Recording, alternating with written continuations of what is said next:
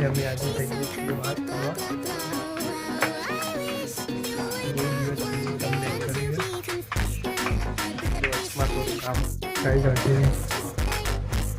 થોડું સમય પછી વ્લોગ આવી રહ્યો છે. ડીમાર્ટમાં આવી ગયા છીએ. બેગ અહીંયા જમા કરાવવું પડશે. ચપ્પલની ખરીદી થઈ રહી છે.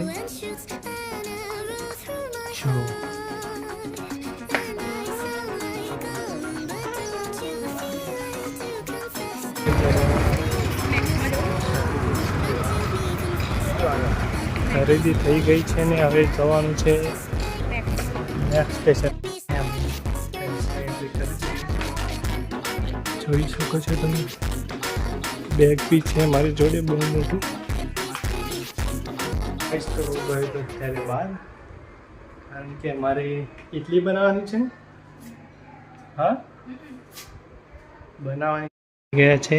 આજે એમનો બર્થડે છે. Thank you. Happy birthday. Thank you. Guys, thank you. એમની ચાલે થેન્ક યુ.